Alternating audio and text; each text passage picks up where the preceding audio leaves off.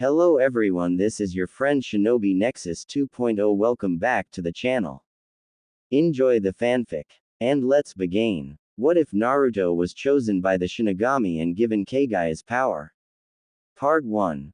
A loud roar echoed through the village as a huge fox with 9 swishing tails. Its fur a dark bloodish red and its eyes, its powerful blood-red pupils with black slits that can stare deep into your soul glared down upon the mortals that were scampering and running. Its claws as sharp as any blade slashed and cut through buildings, crushing any and all in its way. "It's the Kyuubi," quickly warned the Hokage. One of the ninjas screamed whilst running to the Hokage tower. The rest of the village had taken notice of the raging Biju approaching them as shinobi were readying themselves for the onslaught. A small part of their forces were caring for the civilians and sending them to the shelters. Minato was nowhere to be found as the forces were gathering only for the shinobi no Kami Hiruzen Saratobi to appear. "Sandaime-sama, the gates have been destroyed and the Kyuubi has entered the village perimeter. What are your orders?" A random Chunin asked. "Everyone under Jonin must pull back to the shelters. We need to make sure that the civilians stay safe," Hiruzen ordered. "The Jonin and Anbu shall attack the beast and stall it, which will give us time so we can seal it again." "Hi!" they shouted. "Now go," stated Hiruzen as the ninja scattered. "Bore. Go find Minato, the rest of you follow me." They charged as the other shinobi jumped up to the rooftops and skidded towards the Ninetails. Almost half of the village fallen to the rampaging beast. Corpses of villagers and ninjas littered the streets as they passed them. Thousands of jutsus were fired at the fox, which was starting to annoy him. "Arg! You filthy humans!" Kyuubi roared as it slashed its claws towards the ground, crushing many shinobi under his mighty paws. "Fire style! Great firestorm!" Fugaki shouted as he and his clansmen all launched blazes of fire at the same time, causing the flames to form a tsunami of raging fire as it roared itself to the fox. "Pathetic Uchiha!" Kurama laughed, and with a swish of a tail the fire disappeared. He then unleashed his massive chakra, sending the Uchiha that attacked him flying a few feet. He was about to form a Bijudama when suddenly the Uzumaki sealing chains rose from the ground and began to bind him. He was pushed to the ground as he struggled greatly to break free. "What? These chains? Could it be Kushina?" the fox roared in anger. "Not really, little kit," Kara Uzumaki teased, making the fox look down upon her. "You," Kyuubi roared. "I am surprised you remember me, kidling. It's me, Kara Uzumaki. Now be a good foxy and sit there like a good boy, so can we seal you up again." "How dare you treat me, the mighty Kyuubi, like a sniveling little child," he snarled, letting out a roar. "And you can forget about sealing me. No seal can hold me, Kara Uzumaki." Saratobi summoned Enma as the Monkey King turned into the adamantine staff as he had it enlarged and struck the beast in the head. "Quickly, I stunned it for a short minute. Use your strongest jutsus on it."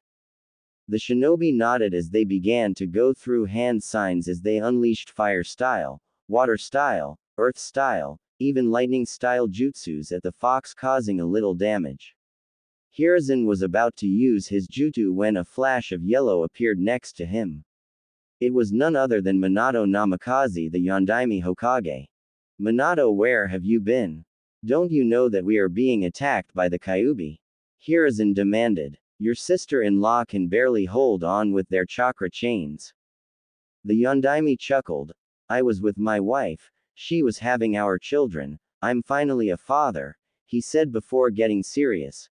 "Until that masked man came in and ripped the fox out of my wife." Kara interrupted him. "Minato, as much as I want to hear the rest of your story, we have more important matters at the moment," she screamed as her chakra chains suddenly failed as one of the fox's massive paws got free and swung at her as she was immediately crushed by him. Minato gasped as Hiruzen quickly reminded him that the Kyuubi is almost close to the center of the village and that the only hope that we have now is to seal it. The Yondaime knew that there was only one seal powerful enough to hold the 9 tails, the Reaper Death Seal. You're right, Hiruzen-sama, and I will be using the Reaper Death Seal to seal the 9 tails into my children, but I'll separate the fox to ensure it can't break out. Minato said with a pained look on his face. I can't ask anyone else to sacrifice their child if I can't do the deed myself. Minato, let me do the sealing, Hiruzen replied, shocking Minato. I have lived a long life and you're still young. The village needs you now, he said with a smile. The only thing I ask you is to keep your children safe and treat them all equal. Kanahagakure Hospital. Minato flashed back to his wife who was with their children. With a heavy heart he told her that he was going to seal the 9 tails into their children to save the village. As always, Kushina forbade it as she didn't want her children to suffer the fate of being a Jinchuriki. Kushina-chan, I don't want to do this, but I have no choice. The village will fall if I don't seal the fox away. Minato said sadly but firmly. Please Kushina, it's for the best, surely you understand. Minato, use me to seal the 9 tails. You know the hardships Jinchuriki face. I wouldn't wish that upon my children. Kushina cried. Kushina, they need you in order to control the fox. Besides, you'll be able to teach them things I can't, things only a mother would know. But they need their father. She sobbed. And the village needs their Hokage right now. Please Kushina, remember our family is shinobi, the will of the village comes first. Kushina was about to retort, but sadly she herself couldn't help but agree. Konoha was her home, and like any ninja she must put aside personal feelings for the safety of the village. She let out a little cry as she held the children to her husband. Minato could only look down upon the beautiful children that they made. Menma, the eldest, had their father's spiky hair but Kushina's eyes. Naruto was a perfect clone of Kushina with red hair but with blue eyes. The Yondaime smiled sadly and hugged them close. Forgive me, my children, that I must make you become Jinchuriki, but I promise you that your mom will always protect you. I will make sure that you have the happiest childhood you could ever want with her. Minato cried as he flashed back to the battlefield. Battlefield. Village gates. Hiruzen was going through the hand signs for the earth release. Mud swamp jutsu as the Kyuubi suddenly became stuck in the muddy depths, restricting all of his movements. It looked to be trapped, but even he shouldn't underestimate the 9 tails. It would soon be a matter of time before it got free again. The sounds of cracks in the earth only added to his fear. He soon gasped as the 9 tails rose his head to the sky and opened his mouth as it was gathering energy for a Bijudama.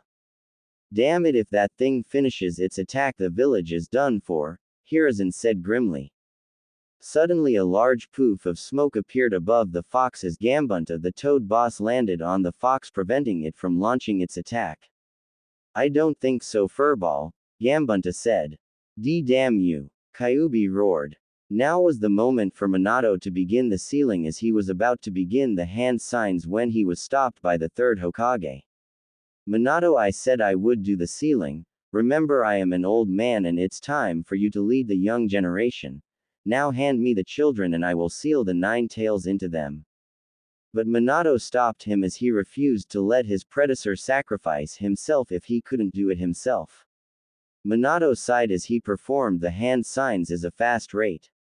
Finishing the last hand sign, he shouted, Fuinjutsu, Shiki Fujin. Suddenly the air got cold as the Shinogami appeared in all of her ethereal glory. Her appearance was ghost-like, her face hidden by a demon mask. She was dressed in whitish-gray robes with a necklace in her left hand and a katana in her right hand. In front of her, bound in ghostly whips, was Minato's soul. Who dares summon me? The goddess demanded. Forgive me, Shinogami-sama, Minato stated as he spoke to the goddess. I wish to offer my soul as payment to seal the Kyuubi's chakra into Menma and the soul of the Kyuubi into my youngest son Naruto. The Shinogami smirked. Very well, mortal, I will seal the beast within your children. The goddess thrusted her hand into Minato's back as it reached through the man's frail body and towards the 9 tails. Kurama gasped in fear as the ghostly hand made contact. No, no, I will not be sealed again, no. The fox screamed as he was separated and pulled into Menma and Naruto. The 8-trigram seal appeared on the babies' bellies as the sealing was complete. However, the Shinogami noticed something strange about Naruto as she saw future events, and it brought a smile, a dark evil smile upon her face. "You are the one, Naruto. I can tell you are a special boy, and you can be the one that will save and change her for the better," she smiled, gazing down upon the sleeping red-haired baby as she raised her arm up to the moon as an orb flew into her open palm. She then placed the orb within Naruto as Naruto's chakra color went from blue to white. "Good luck, little one. I have sealed Kaguya's power within you. I know you'll use it wisely and change the world." The goddess then turned towards the Yondaime as she grinned a bit, which frightened him. "I won't be taking your soul, mortal." "What?" Minato said shockingly. He couldn't believe that he was being spared. But he felt there was some kind of catch. "I'll get your soul one day, and I am a very patient woman," she laughed darkly, making Minato shiver. "But don't make me regret sparing your life. This is a one-time deal, but don't take my decision as an act of mercy," she snarled as she vanished. Minato sighed a sigh of relief as he picked up his children and flashed back to his wife. The village was saved thanks to the noble sacrifice of Minato. The following day of the attack, Minato announced to the village of the noble sacrifice he performed to save the village. "My people of Konohagakure," Minato announced, "today our village suffered a major blow from the attack of the Kyuubi no Kitsune. We lost many loved ones who gave their lives to help us defeat it. Today we honor their sacrifice, especially my sister-in-law Kara Uzumaki. It was thanks to her bloodline and her fuinjutsu skills that we were able to contain it." "So the Kyuubi is gone for good?" a villager asked. "Yes, I was able to summon the Shinogami herself to help me defeat the Kyuubi. But since the fox is pure chakra, I had no other option but to seal it away into my son." He and his wife then held up their 2 sons to the village. "My eldest son Menma Namikaze holds the chakra of the fox and will use it to protect the village." He praised, but somehow he forgot to mention Naruto. The village cheered for their Yondaime and their saviors, well, savior, as they view Menma as the hero who stripped the demon fox of its power. Minato and Kushina had trust in the village to treat their children with respect for their sacrifice. However, nobody took notice of Naruto, who was consumed by strange white chakra. Minato knew that his children was going to be happy, and he was going to ensure that happened. A burial was held to honor those who lost their lives in their fight with the Kyuubi. Among them was Kara Uzumaki, the older sister of Kushina. She was one of the village's greatest seal masters. Her skills in the art gave rise to future seal masters. Kushina was heartbroken when she heard her sister died to save the village. She vowed to raise her children to be like their aunt and teach them what it means to be a real Uzumaki. However, that wasn't to be, as Jiraiya had arrived at his office that afternoon telling him about a prophecy that talked about his children. "A child will be born from the mighty tree. He will have powers of ancients long forgotten. With power of the divine beast he will save the world or become its destruction. If shrouded in darkness, the child of prophecy will bring death to all in its path. If shrouded in love and light, the child will bring the cycle of hatred to an end. He will bear the light of the moon and will use its power to bring peace." Upon hearing that, Jiraiya told his student that he believed that it was Menma since he held the 9 tails chakra, along with the fact that the fox was a divine beast whose powers were of ancient descent. It was then decided that they will leave the village to train their eldest to control the fox's power, but it also meant that they had to leave their son Naruto behind. They called Lord Hiruzen to his office to discuss their plan. Hiruzen answered their call with Orochimaru at his side. "Yes, Minato?" Hiruzen asked. "You summoned me for something?" "Yes, Hiruzen, I have summoned you here to retake the mantle of Hokage for a while." "Why?" The aged Hokage wondered. "Why not have Orochimaru fill in for you? Orochimaru would be a good choice, but you have the experience." "What aren't you telling us, Minato?" Orochimaru asked. Letting out a sigh, Minato revealed his plan to train Menma to harness the Kyuubi's chakra at their capital in the fire capital. When Orochimaru asked if they will also train Naruto since the soul of the Kyuubi was more tempting and manipulative than the chakra, Minato told them with a heavy heart that Naruto was going to be left behind. "Minato, you can't be serious about this!" exclaimed Hiruzen with wide eyes. "I'm very serious, Hiruzen," Minato responded seriously. "But he's your son. You can't just dump him like he's a disposable toy," retorted Lord Third. "We aren't doing anything of the sort," replied Kushina harshly. She thought that the third Hokage would understand their reasons for doing this. "Doesn't seem like it," Orochimaru scoffed while holding Naruto in his arms. "Menma needs training in order to gain control of Kyuubi's chakra. We are going to take him to our estate in the fire capital. We've already talked to the fire daimyo and he's already agreed." "What about Naruto? Are you just going to leave him here on his own?" asked Hiruzen, referring to the young redhead in his prized student's arms. "We can't bring Naruto with us, it's too dangerous for him to come with us," Minato said, taking a step back from the former Hokage's glare. "And how, pray tell, is his parents leaving him on his own not dangerous?" Orochimaru growled. We have to put all of our attention on Menma because of the demon chakra. Since Naruto has the soul of the Kyuubi, he won't need any special training," Kushina stated. "Plus, with Kumo and Iwa still angry at them since the previous war, they'll be gunning for Minato and Kushina whenever they can," said Jiraiya. "With Naruto in the village, he will be protected and safe from any assassins they sent.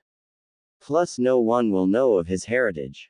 "Like hell he will," the Snake Sannin thought to himself. "I know this village won't accept little Naruto-chan since they fear what they don't understand." Hiruzen unleashed so much ki that it was suffocating to Minato, Kushina, and Jiraiya. It disturbed Menma, but it didn't really affect Naruto for some strange reason. "Where will he stay while you're gone?" he demanded. "Well, we can't have him living with any of the clans, as that would draw suspicion towards him, and we'd prefer it if nobody but you, Kakashi, Tsunade, and Orochimaru know about this," Minato stated. "So it would be best that he stays in an orphanage," Kushina said as she was sweating from Hiruzen's ki that was drilling holes through their faces. "Oh hell no," Orochimaru hissed as he let out killer intent, but it was masked over by the killer intent of the third wind as he felt the men's anger as he whimpered and started to cry.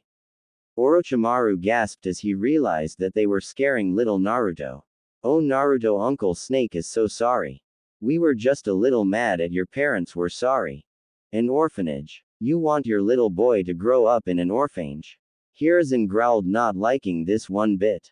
"It's perfectly safe. It won't draw any suspicion, and when you tell everyone that Naruto has the soul of the Kyuubi, he will be declared a hero among the populace.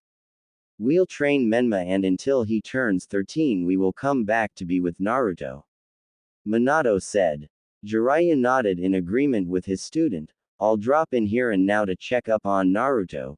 The Toad Sage couldn't stay in the village for long as he had to help Minato and Kushina train their eldest Menma, who he believed was the child of prophecy. Tsunade was going with them as she was the children's personal doctor to ensure that they won't get injured anytime soon. She was after all their grandmother.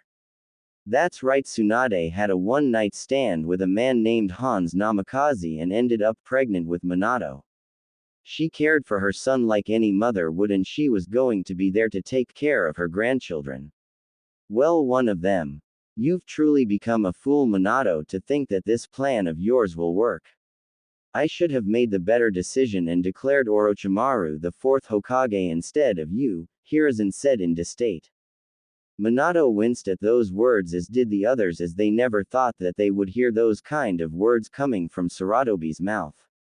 Regardless of what you may think of us, Hiruzen, we won't change our minds. We will take Menma to our estate in the fire capital and train him to control the Kyuubi's chakra, and nothing you say will change our minds, Kushina said in a firm and stubborn tone. Hiruzen and Orochimaru stood up as they glared their darkest glare at the group, which scared them a little, but the group stood their ground. The third Hokage glare was directed towards Kushina as the redhead felt that immense killer intent increase. But it wasn't as intense as the snake's killer intent. I can't believe that you Kushina would abandon one child for the other. This clearly shows me that you are play favorites with your children. Orochimaru sneered. Kushina growled. I am not playing favorites, you bag of scales. She ranted.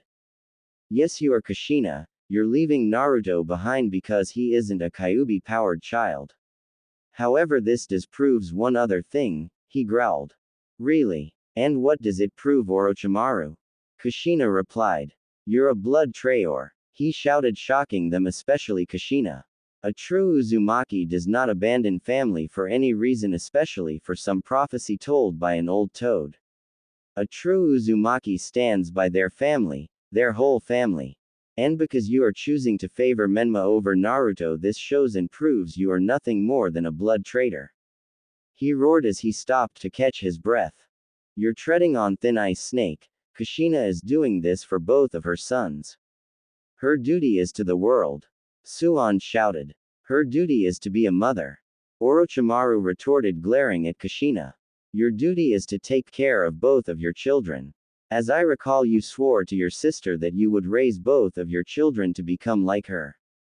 To represent what a true Uzumaki is. Kushina stood there for a minute and was about to retort when Hiruzen interrupted her again.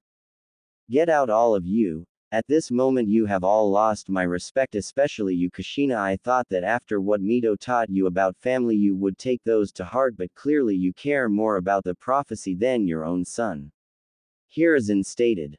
You clearly don't understand the severity of the situation. Minato said sternly. Exactly, you're getting upset over nothing, said Jiraiya. Hiruzen tried to hold his rage in before calling his Anbu. Weasel. You called Lord Third, Weasel said, bowing to him. Itachi, please escort this bunch from my office, I can't stand the sight of them. Also take them to the edge of the village gate as they are leaving for the fire capital, Hiruzen sneered. Hi, Itachi shouted as he escorted Minato and his group out of the office. Hiruzen sighed as he watched from the window as the Namakazes and the remaining Sannin left. Unknown to them, a certain deity watched the whole thing, and boy oh boy was she not happy. Kami's realm. Shinogami's domain. Shinogami roared as she shoved her stack of paperwork off her desk and then threw the desk into the wall, breaking it in half. She was really pissed, and I mean pissed, and that rarely ever happens. The reason being for her anger was a certain blonde-haired human that she spared. That bastard! She screamed, punching a hole in the wall. I, being the generous goddess, spared that blonde-haired monkey's life after sealing the 9 tails into his children, and he goes and abandons his youngest like he doesn't matter because he doesn't hold the fox's chakra. Ooh, by the gods, I'll kill him. She sat down in her chair and rubbed her head. Mortals were always so defiant when the gods grant them certain privileges like power, or knowledge, or sometimes rarely eternal life. She never really believed in humankind that her sister Kami made. To her they were flesh bags or her little playthings, until a certain baby blonde seemed to worm his way into her cold and stone heart. The boy was special, but she couldn't understand why, but she didn't dwell on it. Right now she had to think of a way to get revenge on Minato Namikaze. Having a migraine again, sister? Yami asked as she and Kami, entering her office, her destroyed office, placed a cup of jasmine tea on her desk. It's that blonde bastard of Konoha. She then took hold of her cup of tea and took a few sips. The warm taste of jasmine tea seemed to calm her a little. As you know, Kami, I sealed the 9 tails into Minato's children. Of course I remember. You spared his life so he could raise his family. Kami chuckled as she poured herself some tea and took a seat next to her death goddess sister. Most of his family, Shinogami growled. Yami turned her head towards her with wide eyes as she took her seat. What do you mean by most of his family? What aren't you telling me? That bastard and his slut abandoned their youngest son in favor of his siblings because he doesn't have the Kyuubi's chakra. She panted as she looked at her shocked sister. Kami put her cup down as she was shocked out of her mind. Her little sister was concerned about a human and not just any human, a child. She thought this must be some of her tricks or a genjutsu, as she did the hand signs to break the genjutsu, only nothing happened. Well, my little sister actually cares about a human. I never thought I'd see the day, Kami thought to herself as she laughed. The Shinigami noticed her sister's laughter and growled, wondering why she was laughing at her. She then went wide-eyed. Her sister must have found out that she was concerned about a certain human. She groaned, knowing that she will never hear the end of this. Oh, go ahead, laugh it up, but rest assured I'm going to make sure that Minato and Kushina regret this for the rest of their lives, Shinigami said in a cold tone. Yami smirked. Really, and how are you going to do that? Last time I checked, we can't interfere with mortal affairs, it's the law, remember? Screw the rules, the death goddess shouted, shocking her sisters. I owe it to that poor boy, and I'm going to make sure that he has people that will raise him and will one day make Naruto so powerful Minato will be begging at his feet, she laughed evilly as she rubbed her hands together. Kami face-palmed at her sister. Her sister wasn't always one for following rules. She was a rebel. Hell, she wouldn't even listen to her most of the time. It's only when she threatened her would she fall into place, but now it seems that won't even work. However, Yami couldn't help but want to see how this would play out. She wondered what she would do for this human child named Naruto Uzumaki. Okay sis, say I let you do this, how are you going to make this up to the boy? Yami asked. The Shinigami gave Yami a smirk as her sisters knew right then and there what she had in mind. Kami couldn't believe that was even going to consider that, it was absolutely insane. Shinny-chan, please, you can't possibly consider what I think you're considering, are you? Kami said. Death Goddess didn't reply. Instead, she disappeared in a swirl of crying and screaming tormented souls as she left Kami's realm and descended down to the mortal world. Konohagakure Hokage Tower. They left. They actually left and abandoned Naruto here, Orochimaru growled as his rage increased tenfold. Hiruzen sighed as he sat down in the Hokage seat. Yes, they left and they wanted him to live in an orphanage. Like hell he will. A voice shouted. Naruto isn't going to live in any orphanage. Startled, the men took their defensive position to protect themselves and Naruto. They noticed a dark portal appear at the office door as a woman came out of it. Her appearance was dark but beautiful. Hiruzen demanded who she was. A dark chuckle made them quiver with fear as she looked up at them. I am here on good faith, Hiruzen, she chuckled. Who are you? Orochimaru hissed, getting his snakes ready to strike her. I am the one who helped Minato seal away the Kyuubi. Shinigami. They both gasped. Bingo, and the reason I'm here is for the little one. Shinigami, with all due respect, you can't take Naruto. He's only a baby, Hiruzen replied with a bit of desperation in his tone. Ha ha ha ha ha ha ha, she laughed. I haven't laughed this much in centuries, ha ha ha ha. I'm not here to take Naruto. I'm here to make up for what his parents did. Please tell me you'll devour their souls, the snake Sannin begged. Ha ha ha ha, maybe, but no, the goddess chuckled. What I am going to do is give Naruto a new set of parents. Ones that will show him good morals and raise him to be a proper shinobi. After all, he is the prophecy child. What? The men shouted. Naruto is the chosen one. Yes, he is. Now on to business. I'm going to return 2 people from the dead and restore them to their youth. They will become Naruto's new parents, and not only that, they will change the way of the village and bring back the true will of fire. Who are these people you're going to resurrect? Hiruzen asked. Hashirama Senju and Mito Uzumaki. She answered.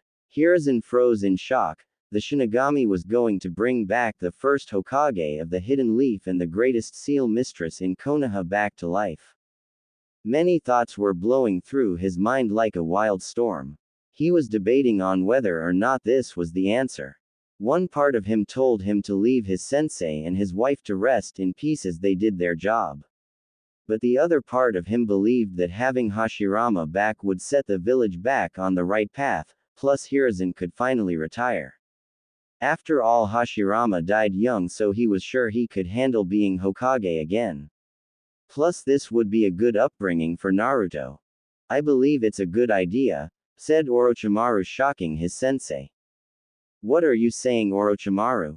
Hiruzen asked. What I mean, sensei, is that Hashirama and Mito would be the perfect role models for him. Especially since this will be a shocker when Suand and the others come back, the Sannin smirked. Well, the Shinigami asked impatiently. What do you say? Hiruzen sighed. I can't believe I'm saying this, but I agree with Orochimaru.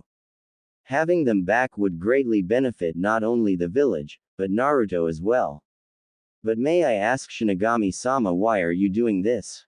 I owe it to the boy, she answered. Wow, who knew you had a heart? Orochimaru chuckled. Don't push it, snake, she snarled. Well, I still agree it's a good idea, Hiruzen smiled. A wise choice. Now let's get started, she laughed as she clapped her hands together. Time to work some necromancy.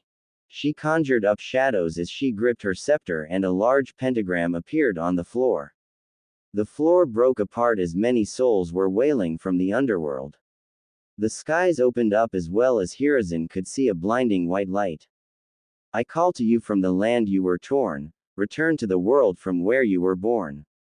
Arise, Hashirama Senju and Mito Uzumaki. The office shook as the Hokage and the Sannin held on to something and tried to shield Naruto from the ritual and its horrors. The graves of Hashirama and Mito exploded as the ritual took full effect and conjured up their souls. When the light died down, there they stood. Hashirama and Mito Senju Uzumaki in their youth.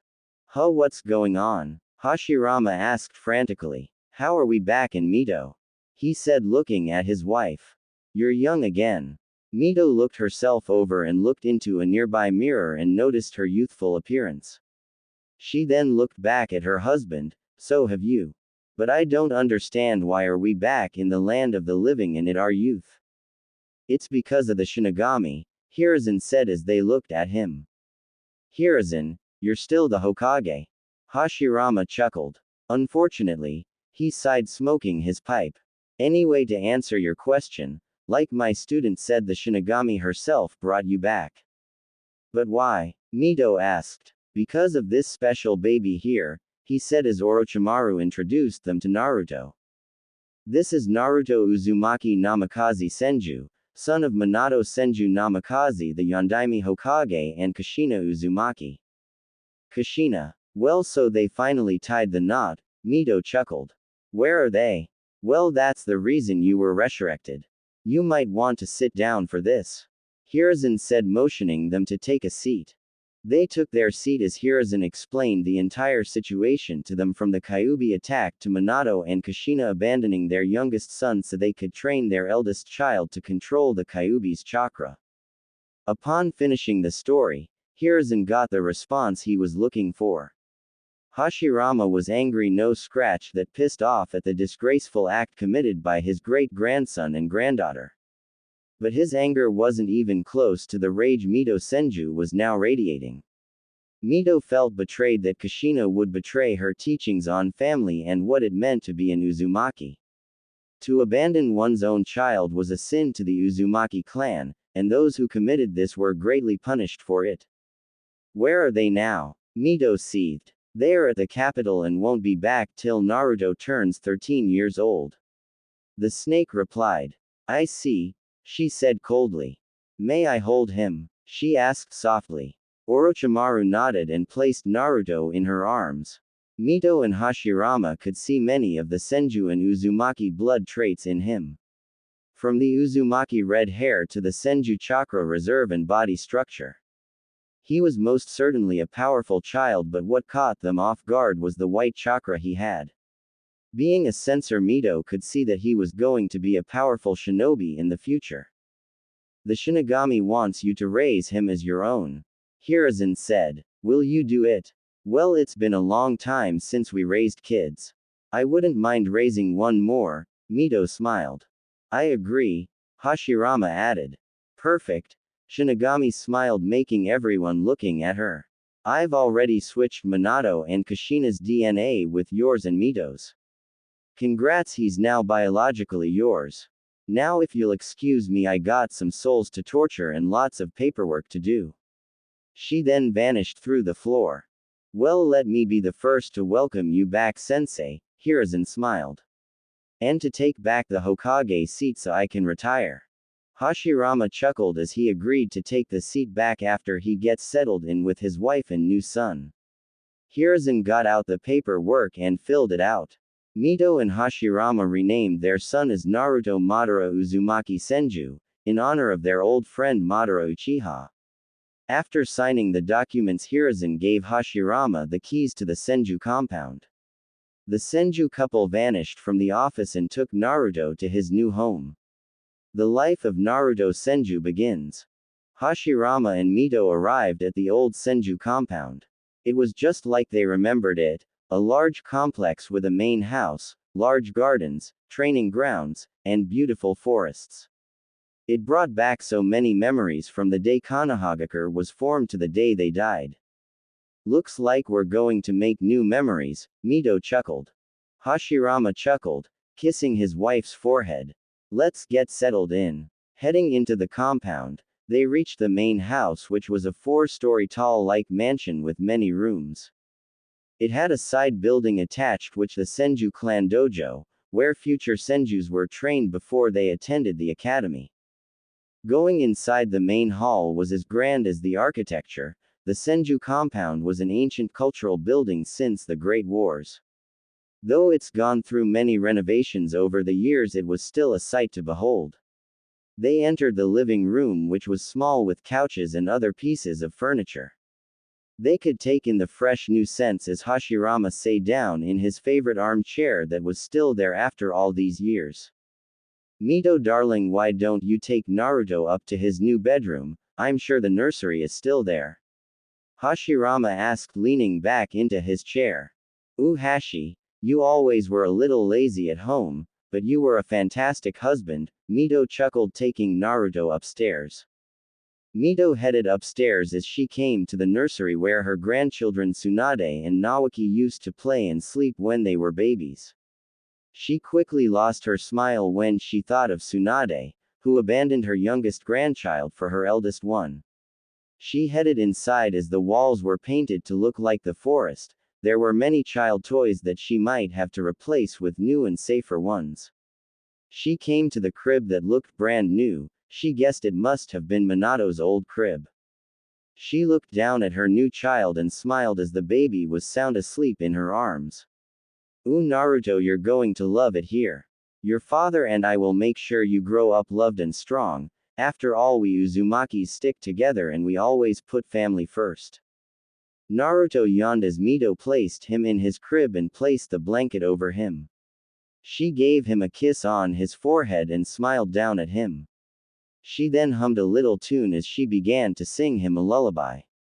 Lu-li, lu-li, lu-li, li-lay lu-li, lu-li, lu-li li-lay. Lay down your head and I'll sing you a lullaby. Back to the years of lu-li li-lay. And I'll sing you to sleep and I'll sing you tomorrow. Bless you with love for the road that you go.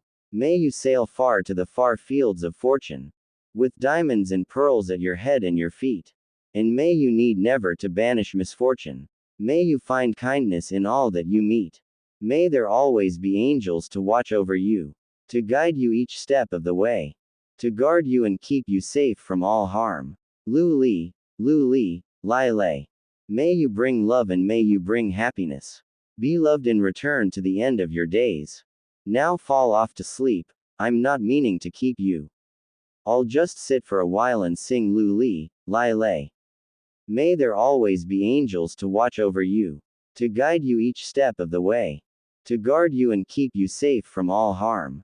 Lu-li, lu-li, li-lay. Lu-li, lu-li, li-lay. Lu-li, lu-li, lu-li, li-lay. Lu-li, lu-li, lu-li li-lay. Lu-li, lu-li, lu-li li-lay. Lu-li, lu-li, lu-li li-lay.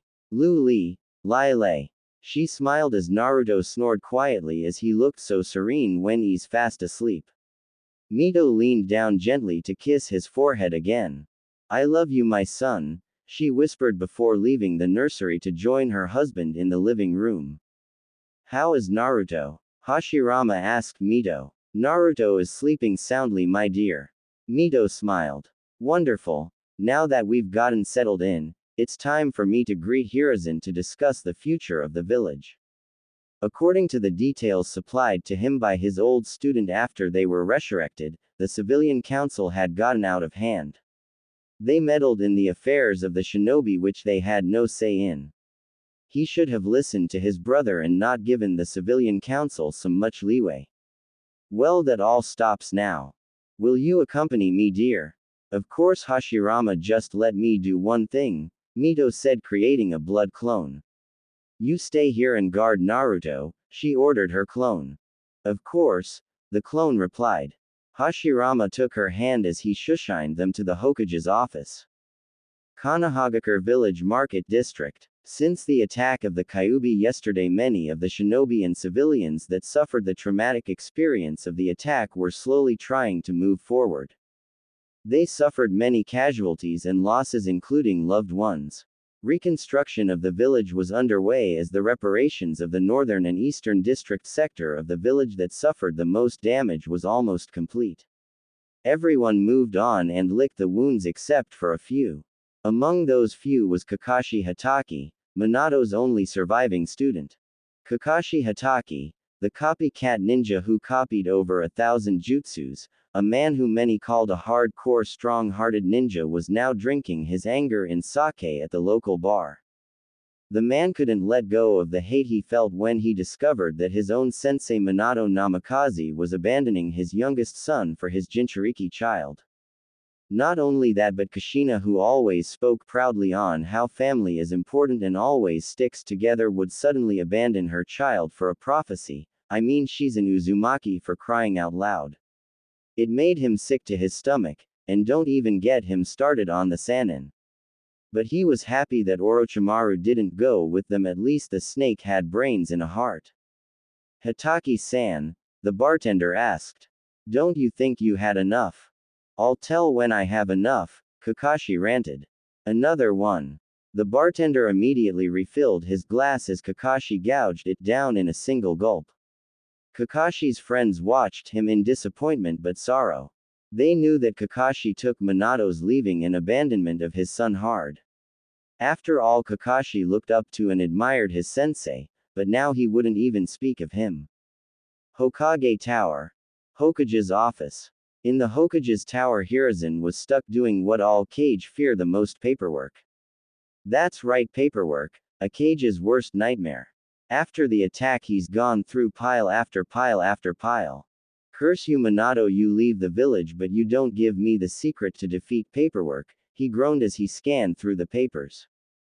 Many of the papers were from the civilian council that demanded lots of money to repair their homes and businesses that were destroyed in the attack. Hiruzen sighed as he leaned back into his chair and smoked his pipe. The civilian council had been a pain in ass ever since he took the mantle of Hokage.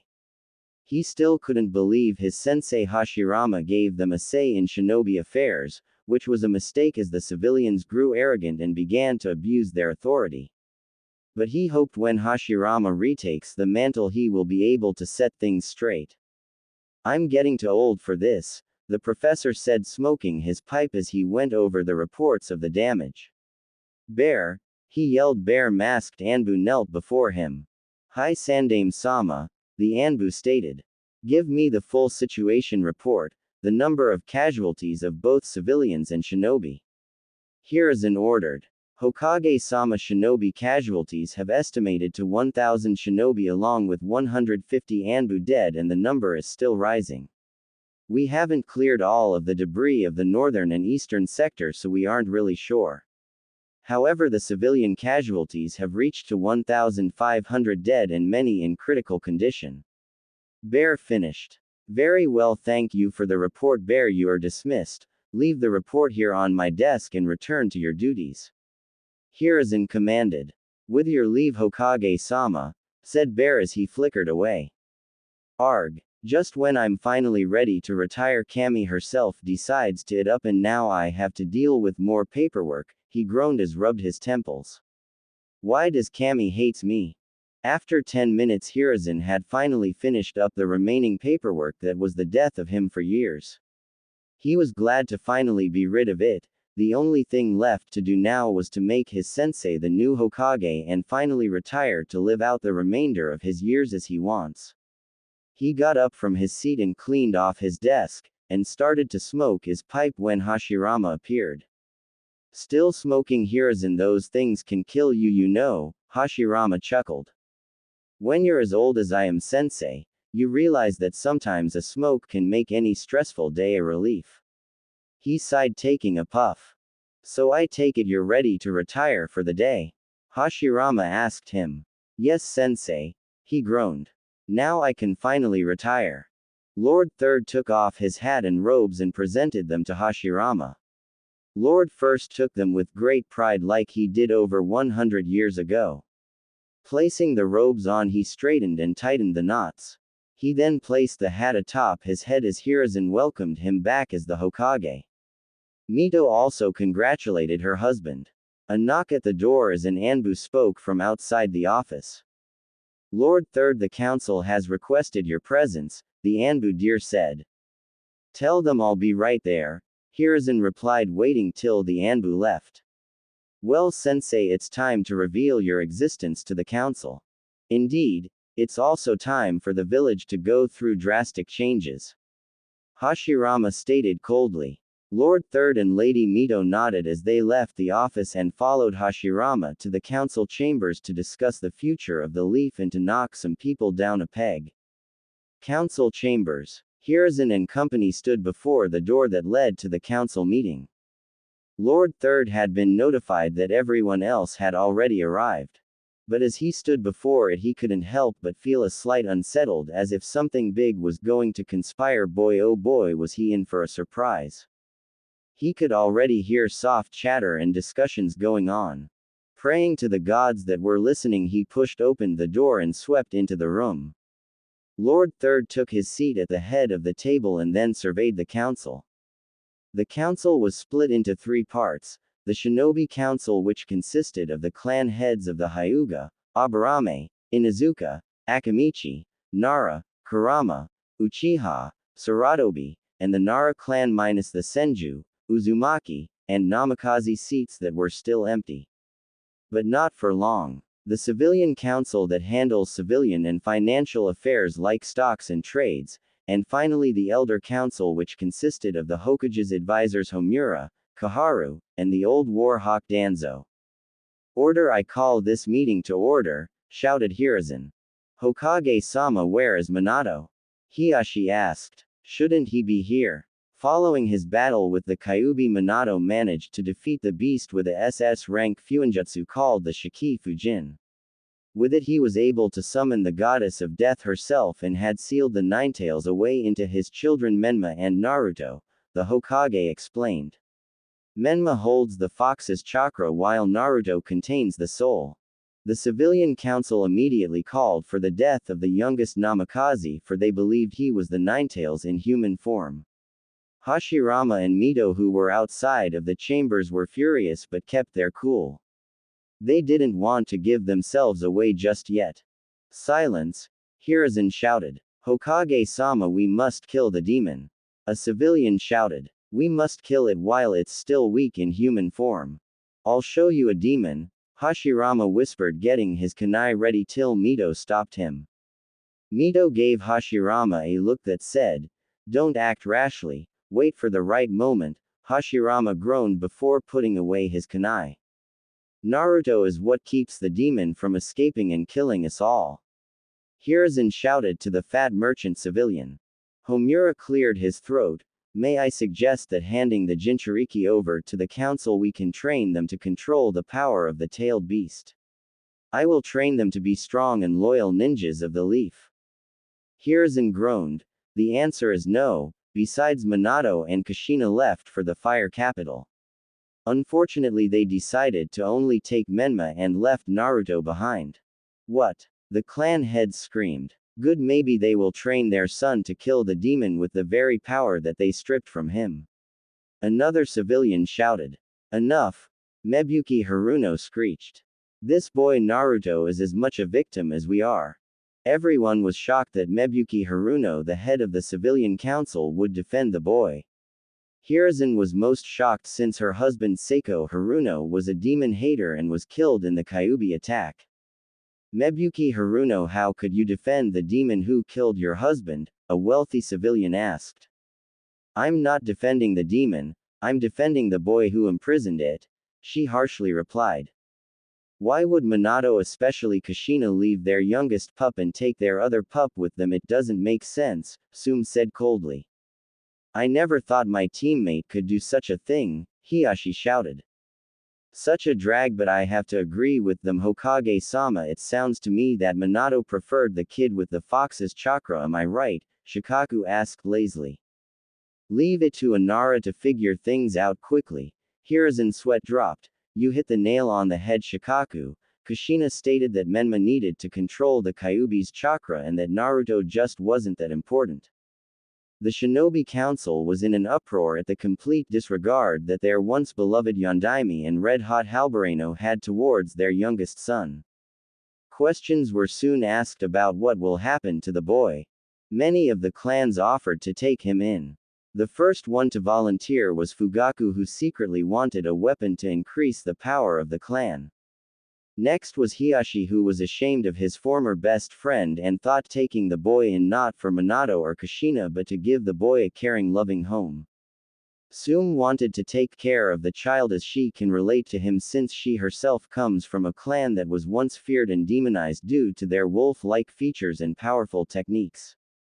Sume also was ashamed her blood sister Kushina would abandon one pup for the more powerful one.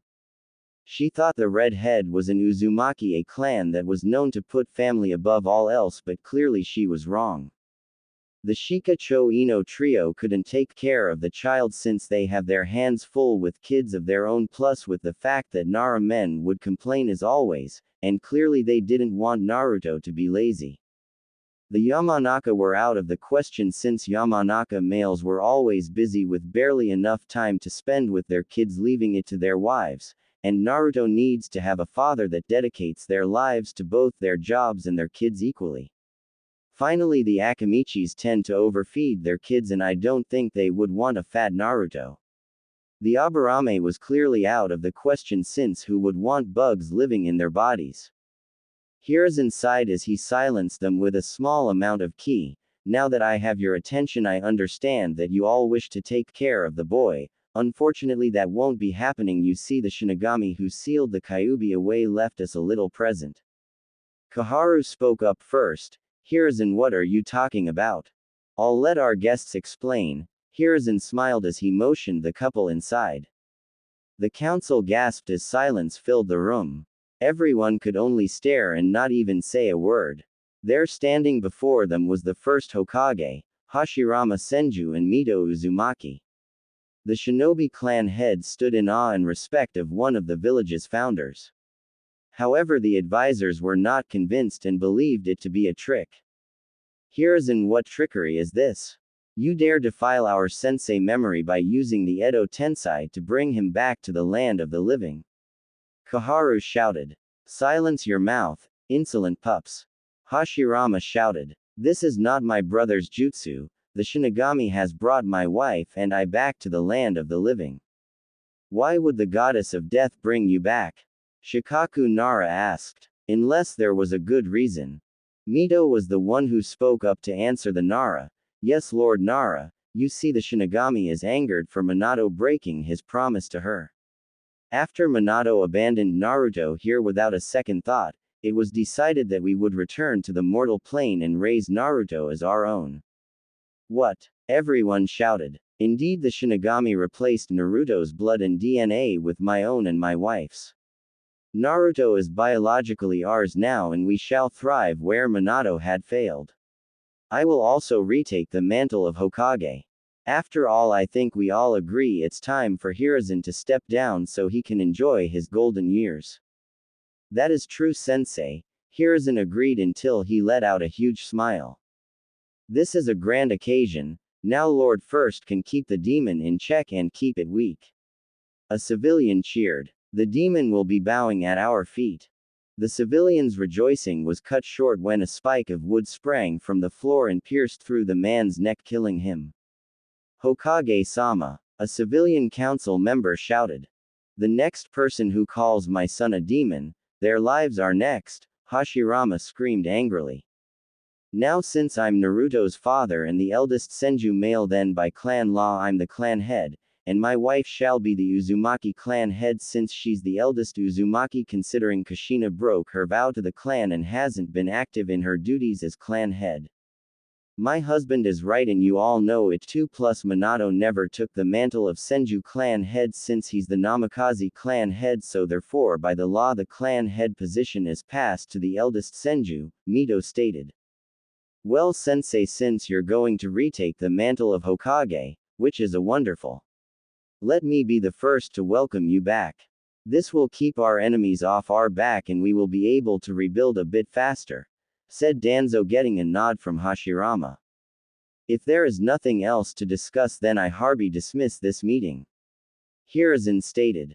Wait, Kaharu said quickly. What shall we tell the village? Nothing. Danzo shouted, making everyone looking at him. The village has started rebuilding itself, and the people are trying to get over their grief. If you announce Naruto's status, he will become a target, an outlet for their rage and hatred for the fox. Danzo, Hiruzen said surprisingly. This is a side of you I've never seen. I may be a cold shinobi, Hiruzen, but I'm not heartless. Danzo said sternly. Therefore I ask that we keep Naruto's status a SSS rank secret so that the boy can at least have a normal life. The civilian council minus Mebuki went into an uproar again. They refused to doing anything that would protect the demon. Danzo silenced them with a threat of execution if even one of them reveals the boy's status to anyone. This silenced them completely as they sank down into their seats. The first Hokage could only smile at how mature Danzo has gotten since his genin days. One more thing before I dismiss this meeting, the civilian council is hereby disbanded. I will discuss it with Mebuki Haruno after everyone leaves. The civilians wanted to retort, but a single glare from Mito kept them quiet. They didn't take their defeat well though, they swore to do everything they could to make the demon pay. When no one had anything else to talk about, Lord first dismissed the council. Mebuki stayed behind as ordered as she gave a list of civilians that she knew wouldn't blame Naruto for something he couldn't control. Hashirama thanked her as she bowed her head and left the chambers. Well, I better get back to Naruto, it's time for his feeding, Mito smiled as she shushined to the Senju compound. Looks like we better go over the village rules and make some changes, it's time the village had a wake-up call, Hashirama told Hiruzen. Hiruzen nodded. Yes, I agree, sensei, this will undo everything the previous civilian council had done. Hashirama and Hiruzen spent the afternoon going over the old and new laws that were made after Hashirama's death. Hiruzen was right about one thing, the village hidden in the leaves was in for a huge wake-up call. It's been a few months since the Kyuubi incident and the village had already managed to rebuild itself in record time. The memories, however, of that horrible night were still embedded in their PYCHS. Their former Hokage, Hiruzen, put their fears to rest with words of encouragement that the leaf will never fall. Many believed it, but some have not. Hiruzen had also revealed to the village of the gift Kami blessed them with, he revealed the return of the first Hokage, Hashirama Senju. The village was in complete shock when the legendary god of shinobi made his presence known to them atop the Hokage tower. Hashirama, with words of wisdom from his days as Hokage and his speech of the will of fire, gave rise to strengthen the hope of the people.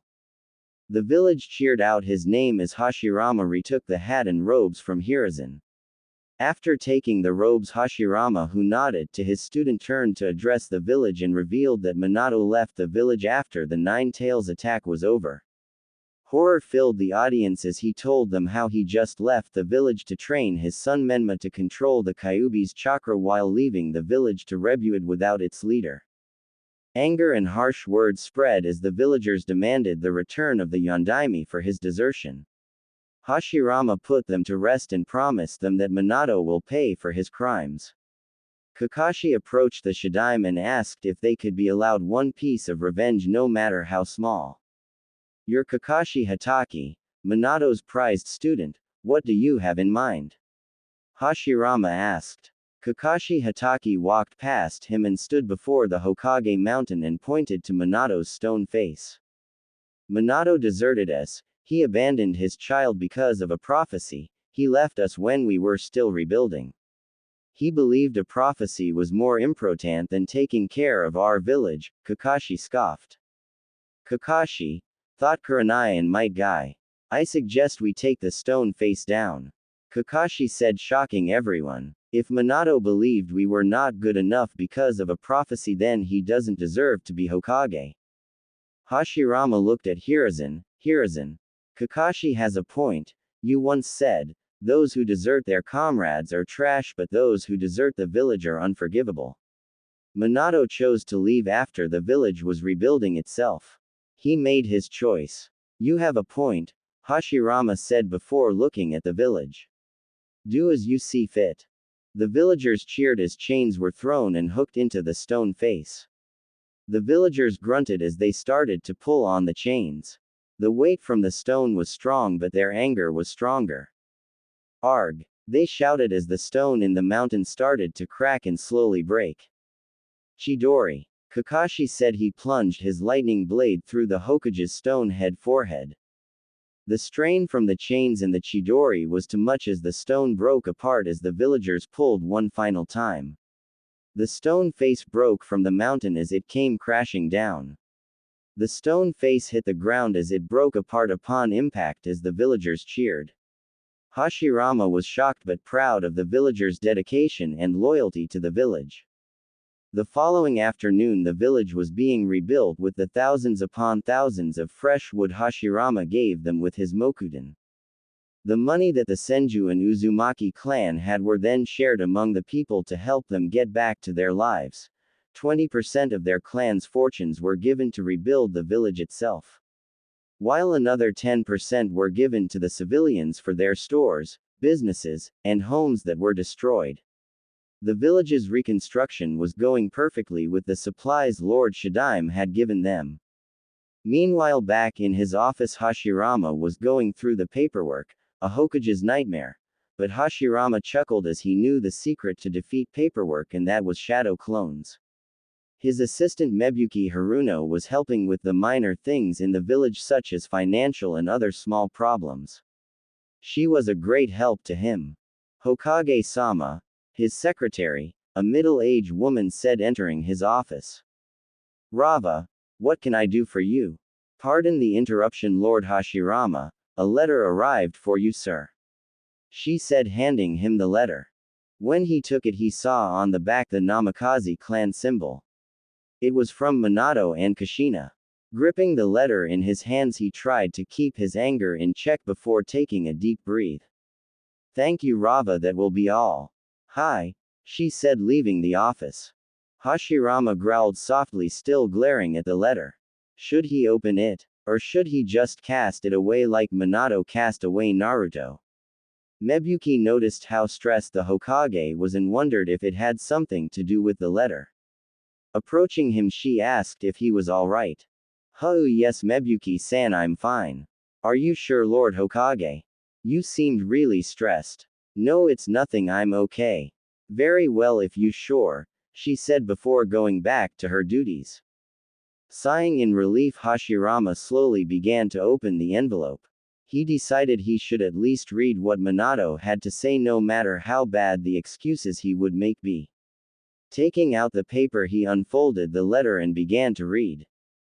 Dear Hiruzen, Kushina and I have made it to the fire capital safely. We have settled in just fine in the royal district of the capital.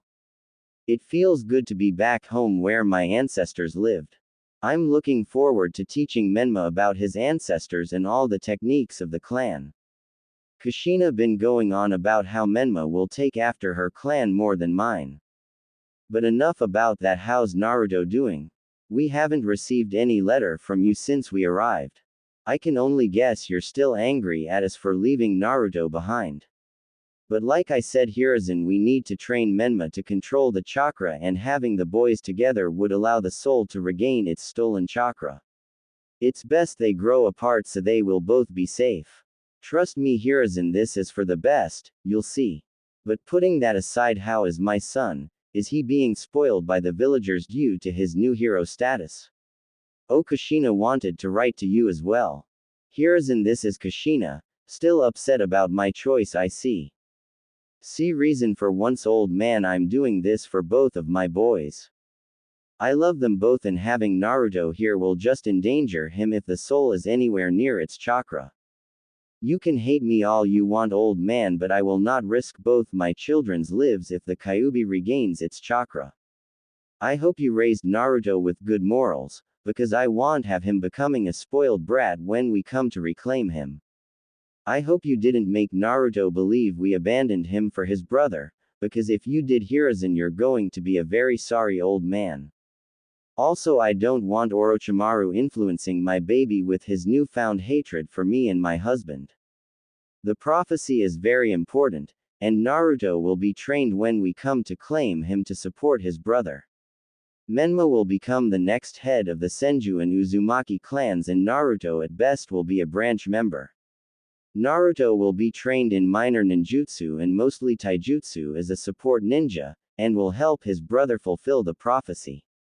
You'll see, Hiruzen, it will all work out for everyone. Jiraiya will be coming in a few days to check up on Naruto for us. Yours sincerely, Minato and Kushina Namikaze. After finishing the letter, a storm of emotions raged within the first Hokage. Hashirama was infuriated that the Yondaime and his wife felt so little for their son.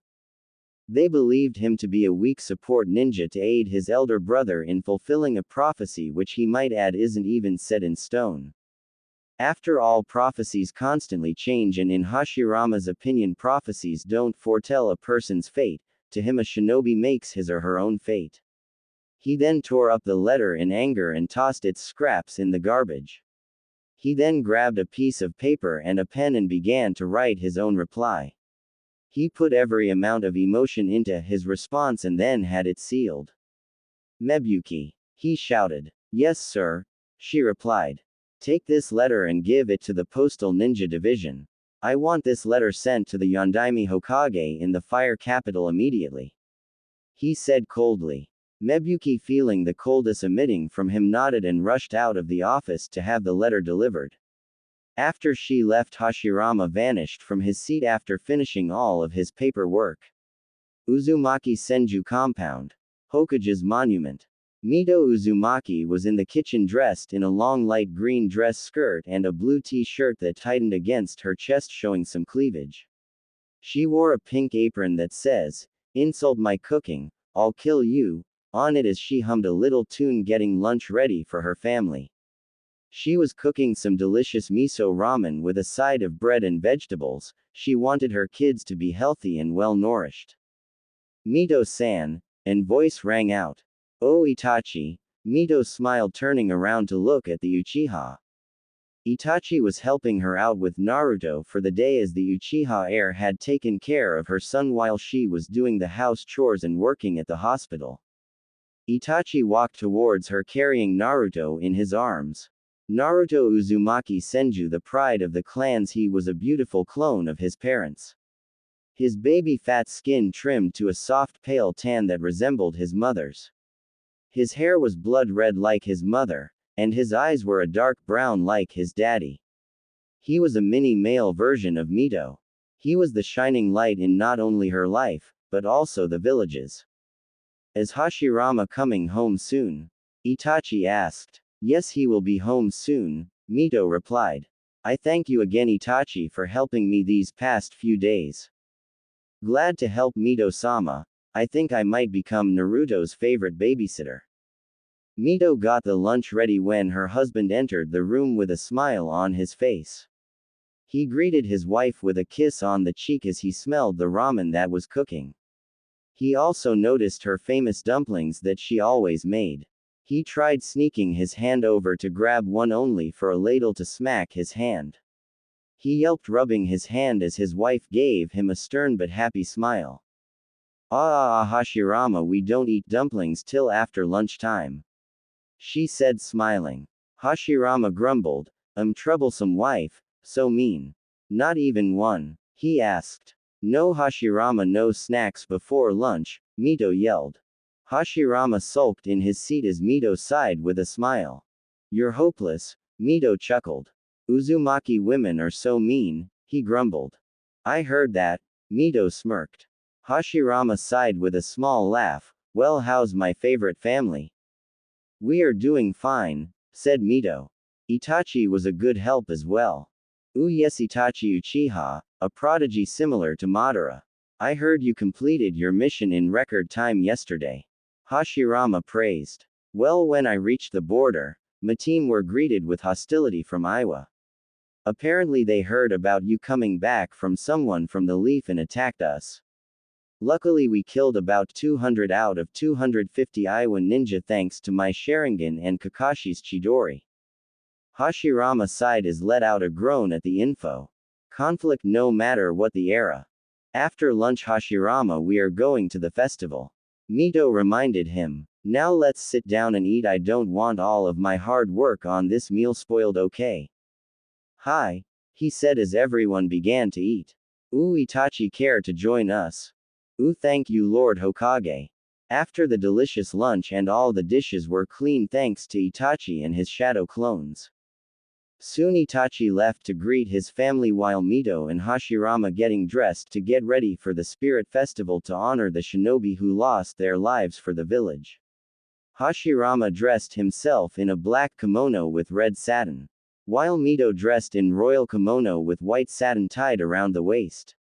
She wore her gold headpiece as two sealing tags hung from the buns in hair. Naruto was dressed in baby clothes, well dressed like a little fox.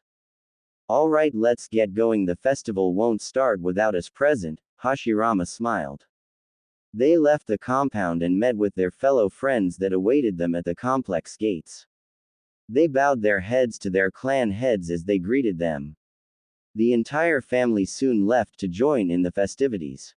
Kanahagakure Central Sector. The festival was in full swing as the village square was decorated with lots of lights, lanterns, and lots of masks. Lots of food was prepared and the game stands were put up for the children. The people dressed in appropriate clothing for the celebration. Hashirama and his family arrived as the people greeted them with warm smiles and good greetings. Welcome, Hokage-sama, a civilian said. My lord and lady, an elderly woman stated, bowing her head.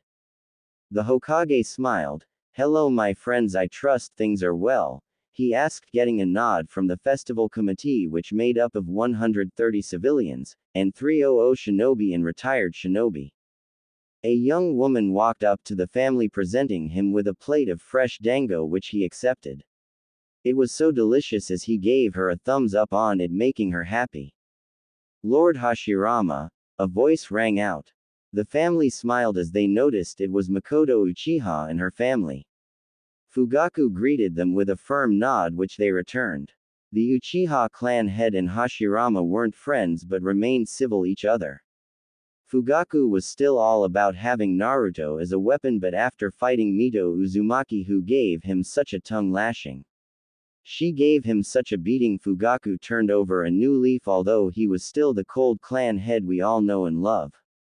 Makoto greeted the family as she gave them each a hug, including the little redhead who always brought a smile to her family. She was the friend of the family, but to Naruto, Makoto was more like an aunt or second mother figure. Ever since she found out about Kushina abandoning Naruto like he was nothing, she lost all respect for the redhead. In fact, the day after she found out what Kushina did, she burned and ripped up every picture that she had of them together. She even threw away all the gifts that Kushina bought her over the years they were friends. She never wanted anything to do with her and soon found a new friend in Mito. Makoto, good to see you, Mito said as she presented the rose to her. Makoto smiled as she knelt down and took the rose. Ah, thank you, I love it. She sniffed the rose before she put it in her hair. You look lovely Ka-san, that rose brings out your beauty, Itachi laughed. Naruto picked out the rose for you, Mito chuckled. Makoto laughed as she rubbed his head. Ooh, thank you, Naruto. Hashirama smiled. How are you doing, Lady Makoto, Lord Fugaku? I thought Uchihas don't like happy bright festivals or parties, he joked, getting a bonk on the head by his wife. Forgive my husband, he tends to make jokes at the worst times, Mito laughed. The Uchiha and the Uzumaki Senju families met up with their fellow clans while their children set out to meet with their friends and play lots of games. Soon Hiruzen and his wife had met up with Hashirama. He greeted the couple with a bow of respect which the couple had returned. Welcome Lord Hiruzen and Lady Bawako, it is good to see you, the Hokage said. The honor is ours, Lord Hashirama, Bawako said respectfully. I trust you are looking forward to the festival with your family, Hiruzen laughed while enjoying a glass of sake. Mito nodded. Yes indeed, thank you. Enough chatter, we have a festival to enjoy, Hashirama said as everyone headed to join their friends in the festivities. Fire Capital. Namikaze Compound. Kushina had placed Menma to bed as she had headed downstairs to have some tea with Minato and the others. After the stressful afternoon she had taken care of her bundle of joy. Menma was exactly like her when she was a baby. She was greeted by Tsunade, who made her favorite tea, the sweet scent of jasmine tea. She took notice of Minato and Jiraiya, who were covered in scratches and slight bruises, meaning they were out training. Oh well, boys will be boys. Here you are, Kushina. Tsunade smiled, setting the tea in front of her. Thank you, Tsunade-sensei. Kushina smiled, taking a seat and taking a sip from her tea.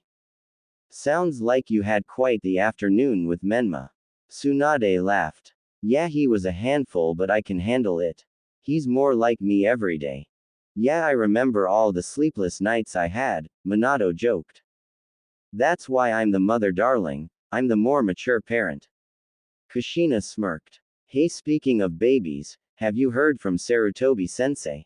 Jiraiya asked. No, sensei. Minato sighed, shaking his head. I believe he's still holding a grudge against us. The group groaned. Hiruzen was still being a sourpuss about them leaving. He just couldn't understand the situation and how important the prophecy. They haven't heard from him in a few months and they haven't received any updates on Naruto either. Tsunade betted it was Orochimaru that prevented any letters from reaching them. Minato, I have a strange feeling that Naruto might come to hate us, Kushina cried. Minato placed his arm around his wife's shoulder to comfort her. It's alright, darling, if he does hate us, then we will do everything in our power to get him to forgive us. Trust me, I am sure that our son will not hate us. Minato is right, Kushina. Once we explain the situation, then Naruto will understand. Besides, he's probably enjoying his life as the hero who kept the village safe from the Nine Tails. Jiraiya stated firmly and jokingly. Suddenly there was a raven upon their window sill with a scroll attached to its leg. It was an Uchiha raven due to the Sharingan eyes. It was used by the Hokage to send private messages. Everyone wondered why Hiruzen would send them a letter now of all times, since he didn't want anything to do with them. Kushina placed her hand on his shoulder to calm him. Minato took all deep breath as he unrolled the scroll and began to read. Dear Minato and Kushina, you got some nerve to think so little about your son. Naruto is more than just a support ninja. Naruto is an innocent soul and I won't tolerate you tainting that light.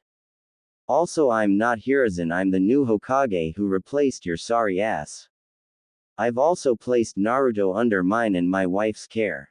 We will take care of him since you're too lazy to take care of both of your kids. And you, Kushina, well, my wife is an Uzumaki and unlike you, she knows what it means to be an Uzumaki.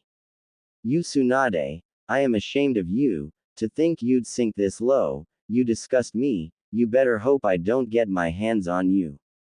Naruto is no longer yours, he's my son now. I'll be the father you refused to be, Minato.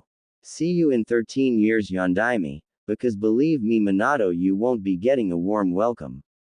Sincerely, not. The new Hokage. Silence filled the group at the information. First off, they were shocked that Hiruzen replaced Minato so quickly. To think the old man was angry enough to go that far to get back at them. Another thing that horrified them was that Naruto was adopted by the new Hokage and his wife, who just happened to be an Uzumaki woman. Tsunade was pissed that the new Hokage would dare threaten her with bodily harm. New Hokage, if not, she would make sure she pounded his face in. The bastard didn't even sign his name. That bastard Hiruzen, how dare he give away my son to someone else? We told him to leave Naruto in an orphanage so he would be safe. But now Naruto's new parents are threatening us and keeping us from seeing him again. Kushina growled as her hair split into 9 strands. He's my baby. Naruto is my baby, only I can be his mother. No one can love him like I do. Minato, on the other hand, was confused with the threat the new Hokage made against him. Something about not getting a warm welcome when he comes back. Whatever this guy is, Hiruzen must have revealed the prophecy and their plan to the new Hokage. This was bad. The prophecy and Naruto's heritage was supposed to be a secret until they came back. Jiraiya was the same way. This whole plan they put together was to be kept secret, but now that Hiruzen had blabbed it to the new Hokage, they would have to rethink of a solution to ensure everything they worked for wouldn't unravel. Sensei really is out to get us, Jiraiya sighed. To think he went this far. No joke. Tsunade growled, taking a gulp of her sake. I bet he made Orochimaru the new Hokage. That I agree with, Minato chuckled. Only he would use threats like this. I say we go back there and pound that snake into paste, Kushina snarled, flipping the table over. No, Kushina, we got the prophecy to think about. We must make sure Menma is ready to defeat the great evil and bring peace to the nations. Minato reminded her. Kushina sighed. Fine, but I don't like it. But when we get back to the village, I get to be the first one to beat the snake. Of course, Kushi-chan, Minato smiled. Now let's just enjoy our lunch. Hashirama smiled as he watched his son cuddle up Shira in his arms and giggling happily as he chased her around, crawling and giggling. The tiger cub loved playing with the Senju heir. Mito was watching and loved how happy her son was. After a while, she stood up, walking towards her little bundle of joy, and crouched down and opened her arms as she urged for him to come to her. Naruto immediately forgot all about the tiger cub and began to crawl happily to his mommy. She opened her arms again and he started crawling to her. She stepped back a few steps, giggling as Naruto sat down, puffing his cheeks, making him look all the more adorable.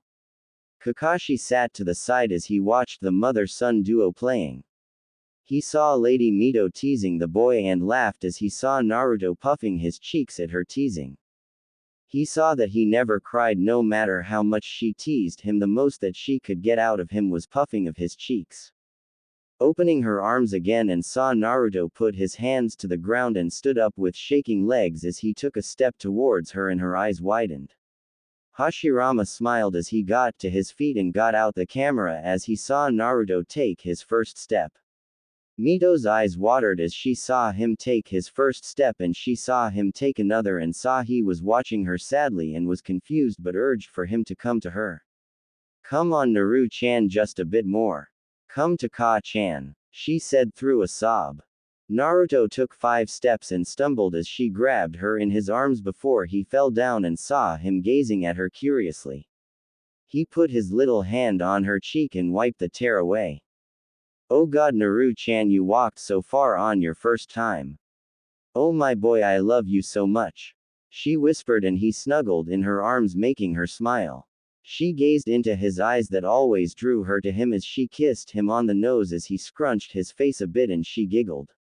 Oh, you're Ka-chan's adorable little boy now, aren't you, Naru-chan, aren't you? She cooed and kissed him as he giggled. Mama happy? Naruto cooed. Mito gasped. Ooh, Naruto, you said your first word. Mommy love you. Mito squealed as she hugged him tightly. Ooh, Naruto, I'm so proud of you. Ooh, I'm so proud. She cried. Hashirama sweat dropped. Geezer dramatic much, Mito-chan. Shut up, Hashirama, Mito shouted, making her husband hold up his hands in defense. Oh, you hurt me, Haim. He laughed. Besides, I got a little present for Naruto. Shizune helped me pick it out.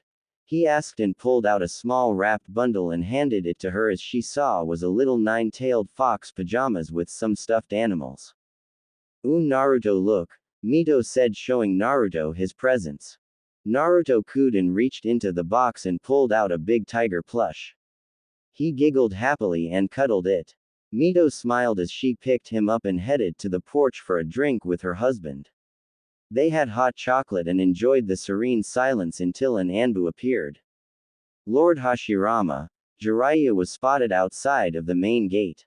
He's demanding to see the Hokage and to check up on Naruto. Kakashi, come with me, Hashirama snarled, standing up. It's time we greet Jiraiya, but I can't reveal myself yet, so. Hashirama hanged into a young man in his late 20s with short brown hair and blue eyes. He wore a traditional black silk kimono with a white sash across his waist. Hi, Hokage-sama, Kakashi said, following him. Mito clutched her baby to her chest protectively as she growled at the mention of Jiraiya. There was no way that she was going to allow that toad sage anywhere near her baby.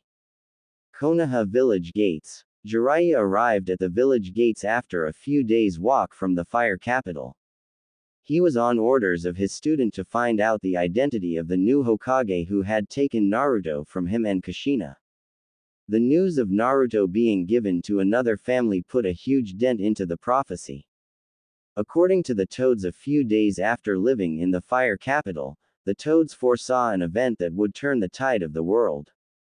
The Toad sage told them that if the chosen one loses their other half, he will fall into darkness.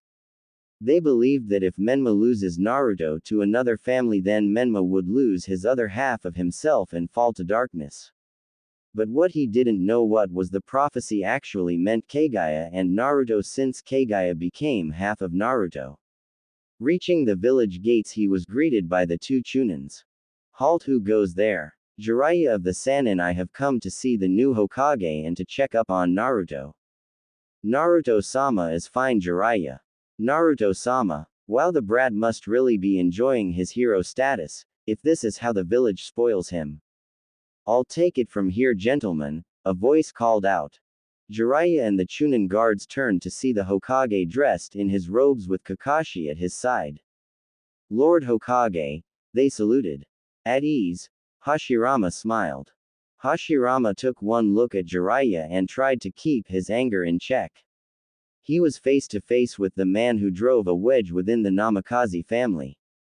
The man who agreed that Naruto should be left behind so his more powerful brother would be trained to control the fox's chakra.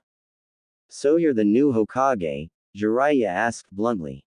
And you're the gallant mighty Jiraiya? Hashirama asked. I see you're in awe at my mighty reputation. Jiraiya boasted. You mean as a perverted hermit who peeks on women in bathhouses?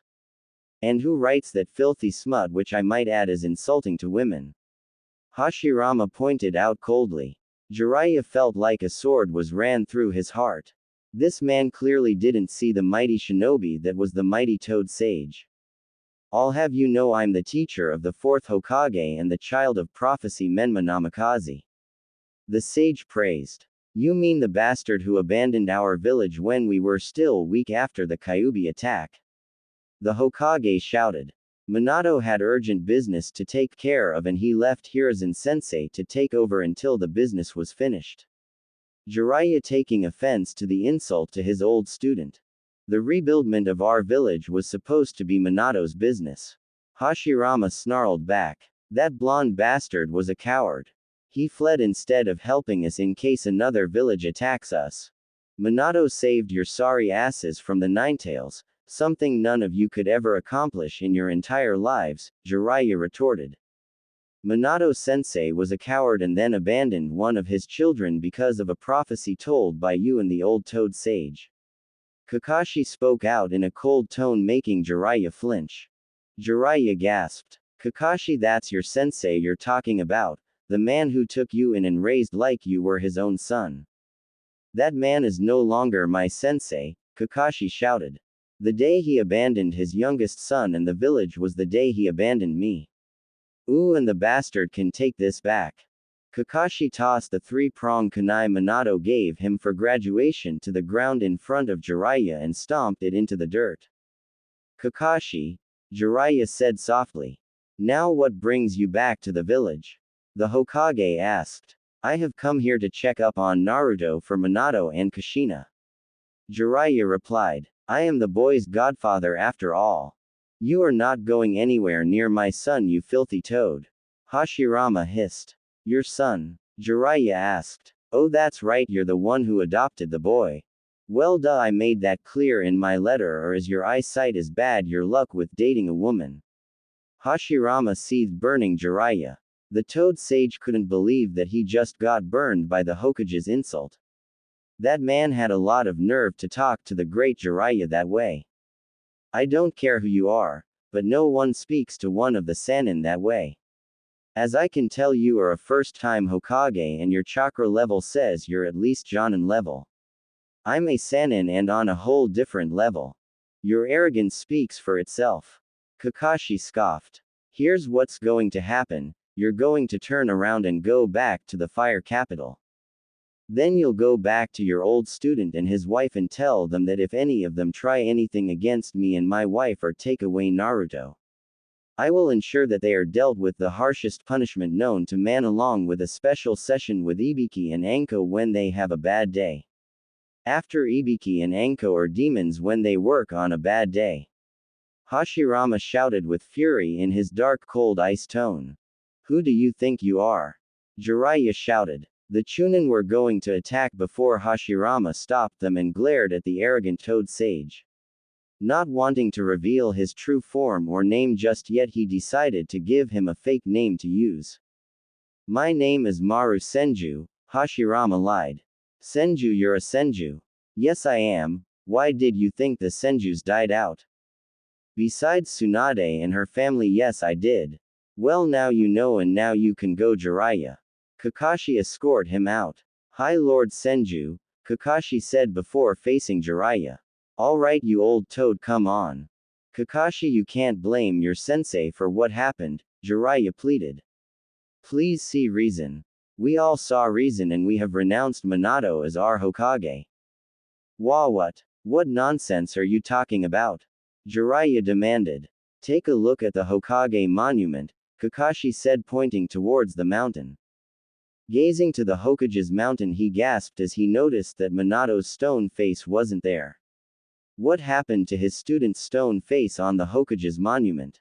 What happened to Minato's face on the Hokage's mountain? Jiraiya stuttered. The villagers tore it down. What? Why would they do that? What did Minato do to deserve this? He abandoned us and his son in our weakened state. Kakashi hissed. Now I'll escort you to the fire capital, but after that you're on your own. Jiraiya wasn't given another second to speak as the two Chunins joined Kakashi in escorting him to the fire capital. Hashirama sighed as he wiped his forehead. Damn, that was close. It's times like this I wish Madara was still here. Hashirama groaned as he left to go to the office to deal with the council, mostly the civilians. Ever since Hashirama replaced the old civilian council, the former members were using some of their former. They still had to make demands to make things better for the civilian portion of the village. Plus Homura and Kaharu weren't making it any easier. Thankfully Danzo managed to keep his old teammates in line. As Hashirama walked down the street he passed Danzo. Make sure Jiraiya and his student don't plot anything behind my back. Have Root follow them, and if they prove a threat to my village or my son, kill them. Hashirama whispered. You don't even have to ask me twice, sensei, Danzo replied as the two men continued on their way. Back with Kakashi and the Chunins, they escorted Jiraiya as far as they were allowed. Jiraiya told him he can get to the Namikaze compound in the fire capital from where they were. They just nodded and turned to head home. This was bad, so very bad, not only for the prophecy but also for Minato and his family. Since the reveal of Minato's stone face torn off the mountain and the village's doubt about their greatest Hokage. He needed to talk to Minato and somehow win back the praise of the people. Without a second more, he dashed off towards the capital. Namikaze clan compound. Minato and Kushina were in their clan training ground as Kushin was training with her sensei Tsunade. The two women were fighting using their clan's taijutsu styles, the Whirlpool Storm style and the Senju Spirit Tiger style. "Arg!" yelled Tsunade as Kushina landed a good kick to her midsection. "You're still as strong as always." Kushina smiled as he panted. "Thanks, sensei. I can see that despite your old age you're still as strong and hardcore as always." Minato was watching them harness their skills as he was going over training regiments for his son Menma when he reaches the age of 4. However, his mind was drifting off towards his other son Naruto, the boy he left behind. Ever since he received that letter from the new Hokage, Minato had lost some of his confidence since losing his position of Hokage, and his youngest at the same time was a low blow to his pride. Now that Naruto was now legally with new parents, he won't be able to help Menma like he was destined to do. This put their plans in a rut. The plan was to come back and bring Naruto back into the family and then make him the head of the Namikaze side branch. It was similar to the Hyuga's side branch, but unlike them, they don't have a cage bird seal. Suddenly a medium-sized toad dropped down in the training grounds as Jiraiya dropped down from the back of the toad. Minato jumped up and rushed to greet his sensei. "Jiraiya-sensei, welcome back. How was your trip to Konoha? Did you speak with the new Hokage and got to check up on Naruto?" "Yes, I met the Hokage and I found that he's a Senju like yourself and Tsunade." "Another Senju?" Suan gasped. "Are you sure?" "Yes, he might be lying, but Kakashi confirmed it by calling him Lord Senju." "How is Kakashi doing?" Minato asking about his student. "Kakashi believed you abandoned the village and he hates you for it." "What?" Minato and Kushina shouted. "Yeah, he wanted you to have this," Jiraiya said, giving Minato his three-pronged kunai. Minato took the kunai in his shaking hands. His student hated him now. Was everyone he knew going to hate him now for trying to save the world from total destruction? Also, Minato, that's not the worst of it, Jiraiya sighed. "What's the worst of it then, you old pervert?" Suand asked. The villagers tore down Minato's stone face from the Hokage's monument. The group's expression was filled with shock, horror, sadness, and betrayal. The villagers that Minato saved from the Nine Tails tore down his stone face off the monument. That meant they renounced him. Minato felt betrayed by his own village. Kushina, on the other hand, was furious that the villagers would treat them like this after they saved them from the Kyuubi. Tsunade didn't know what to think, but she strongly believed Orochimaru had a hand in this. Who bets it was Orochimaru who convinced them to tear down Minato's face? Tsunade seethed. "I do," Kushina hissed. "I am beginning to believe it as well. Since Orochimaru hated me ever since he lost the Hokage election years ago. Talk about being a sore loser." Minato grumbled. "Looks like we will have to win back the hearts of the people when we come back. We can also get the daimyo involved, but I have a feeling we shouldn't, since Hiruzen and the new Hokage would persuade the daimyo to their side." "Then what do we do?" Kushina asked. "We wait." Minato smiled. "After 13 years they will all calm down and we can fix the situation when we come home. Because no matter how bad it is, I won't abandon my village." "Spoken like a true shinobi, Minato," Jiraiya praised. "I raised you with good morals." "Indeed you did, sensei," Minato chuckled. "Indeed you did." It was a bright morning in Konoha as the birds were singing and the sun was shining upon the Senju compound. Mito Senju was sleeping peacefully next to her husband as she felt a light tap on her cheek. She opened her eyes and saw her ball of sunshine wide awake and gazing at her brightly. He kissed her softly, making her smile as she wrapped her arms around him and rubbed his back. "Morning, Ka-san," Naruto smiled, holding his big tiger plushie. "Morning, little tiger," Mito yawned as she sat up and yawned. "Today is the day I finally get to train to be a ninja," he said, jumping up and down in excitement. So Naru-chan is excited about his training now, isn't he? She asked softly, and he nodded in her neck, making her smile. She sat up and put him on her lap as she brushed his hair softly. So Ka-chan, what will you teach me today? He asked, and she smiled. Well, Naruto, your father and I are going to try and unlock your chakra, she said, and he nodded, beaming happily. That's the life energy that we use to do jutsu, isn't it, Ka-chan? He asked, and she giggled and nodded. Hi, you're a smart boy, Sochi. Today I'll tell you what chakra is and how to unlock and use it a bit. Mito smiled. But first, your father needs to wake up first, she said, looking over at her sleeping husband. Hashirama snored loudly as Naruto jumped off his mom's lap and crawled on top of his dad and poked his cheek. Tu-san, he whispered. Tu-san, wake up, it's time to wake up. Hashirama grumbled as he put his pillow over his head, groaning. Naruto crawled closer as he pushed his little head under the pillow. Tu-san, Naruto said as Hashirama woke up. Mito laughed as Hashirama pulled off his pillow and sat up. Rubbing his eyes, he noticed his 6-year-old son sitting on his lap. Chuckling, he picked him up and gave him a hug. Talk about a good wake-up call, he chuckled. Sorry, Daddy, but Mommy said you must never oversleep, especially if you're the Hokage, Naruto chuckled. You are more like your mother every day, said Hashirama.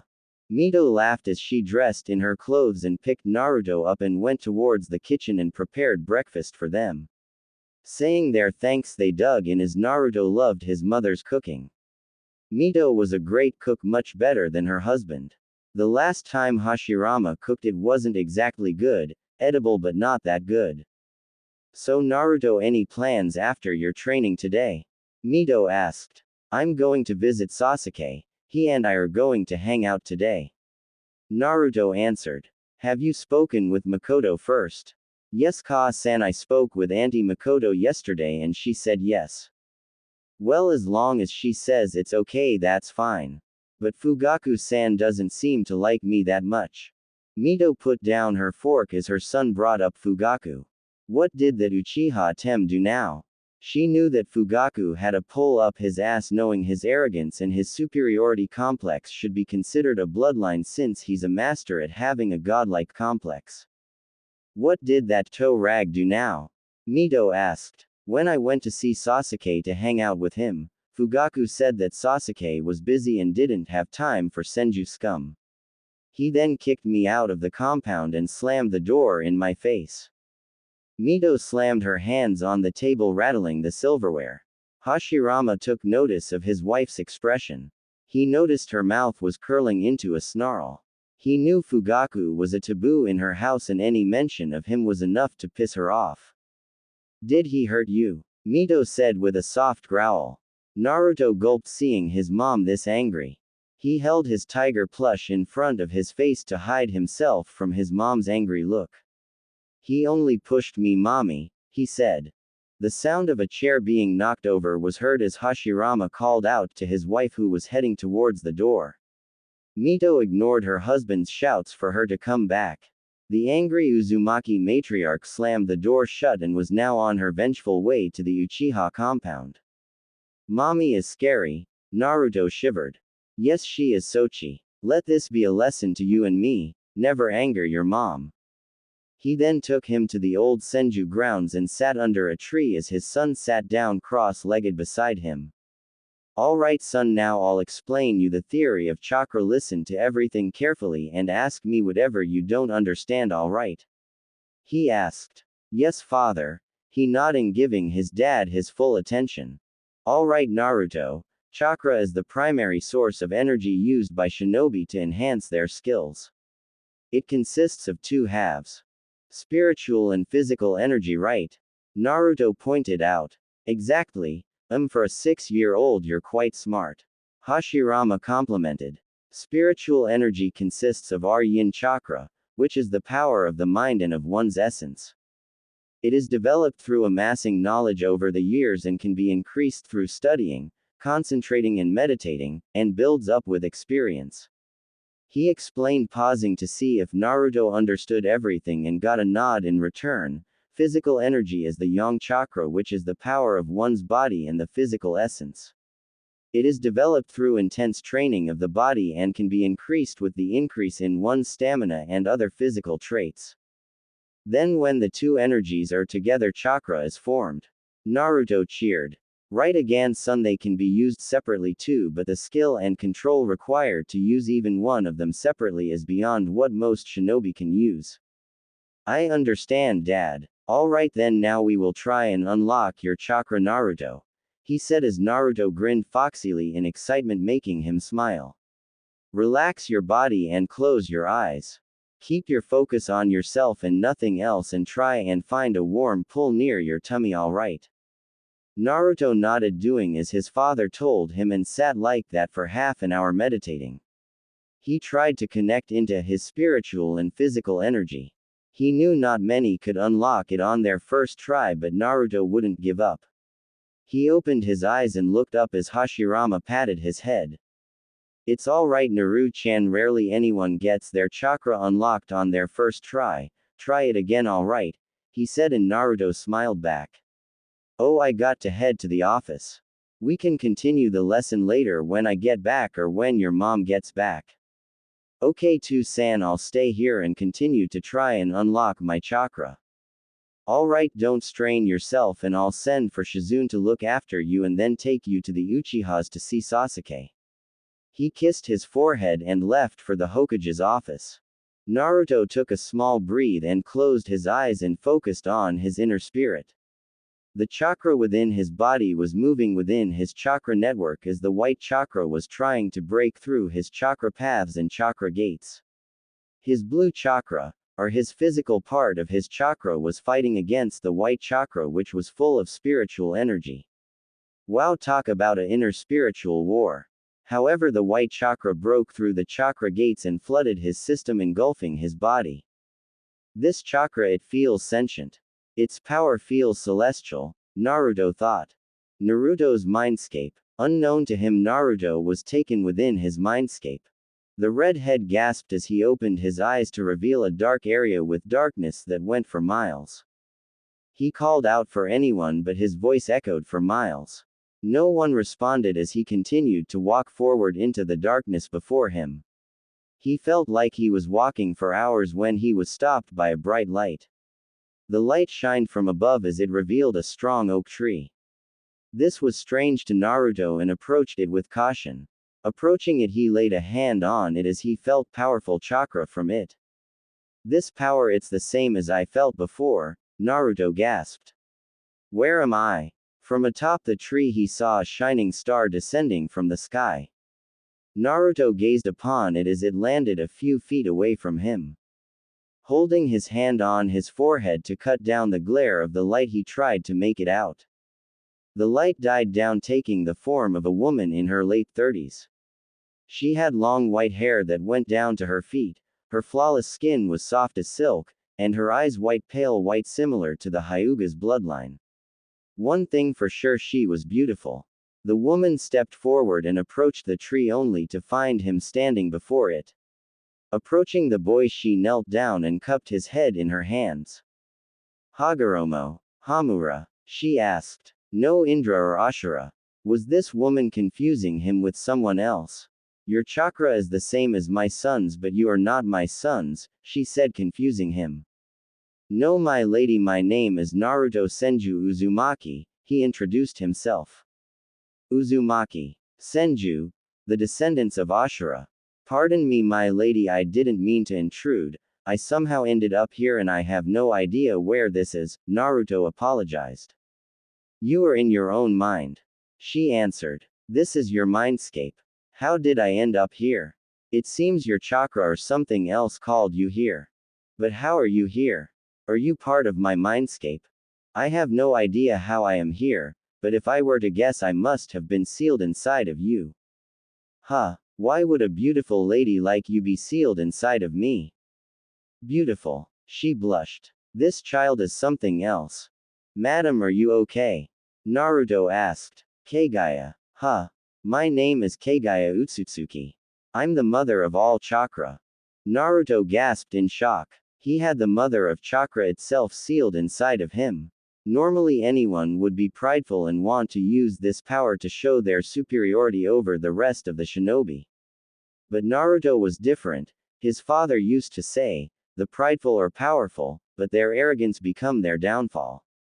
Basically speaking, no matter how powerful you are, the outcome depends on how you use it. Naruto went down to his knees in respect. Kaguya, I am honored to be in your presence. Naruto praised her. Child, stand up. Do not bow. While I appreciate the respect, you shouldn't treat me like royalty, said Kaguya. But my parents said those of great importance must be shown the proper respect. You certainly were raised right, Kaguya chuckled. That's because he was raised right by actual parents, a voice spoke out making them look around.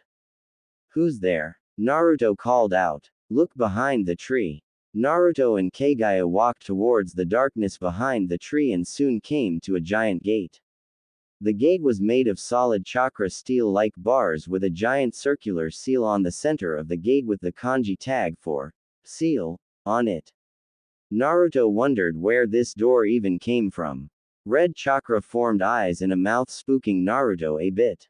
Who are you? Naruto asked frighteningly. My jailer has finally come to greet me after 6 long years. The voice chuckled. Jailer. Wait, you're sealed inside of me too. Correct. I'm the Kyuubi no Kitsune, the most powerful of the tailed beast, Kyuubi smirked. Wait, you mean the Kyuubi? The mighty 9-tailed fox that can cause massive tsunamis with a swat of its tails and can level mountains. Naruto shouted excitedly. Kyuubi's sweat dropped at the brat's excitement and the praise that went with it. Was this brat actually praising him for his power and strength? Usually humans despise the tail beasts. But this brat was just looking at him with stars in his eyes. You're something else, Gaki. Normally people would cower in fear of me or try to use me as a weapon.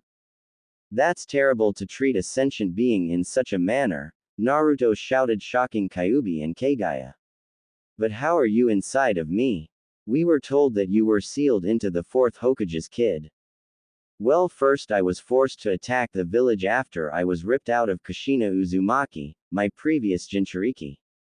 I was placed under a genjutsu by that bastard Uchiha. I couldn't control myself and almost brought the village to its destruction, until the Yondaime interfered. Minato Namikaze used the Reaper Death Seal to split me in half. My chakra into his eldest Menma and his youngest son, Yu. Wah, what did you say? Naruto gasped. Minato and Kushina are your birth parents. But they abandoned you to train your brother Menma to control my chakra. Naruto backed away as he clutched his head at what he was told. No, it couldn't be true. His mommy and daddy were the Hashirama and Mito. He cried as he looked at the fox. You're lying. My parents are Hashirama and Mito, not the 4th Hokage and his wife. He cried.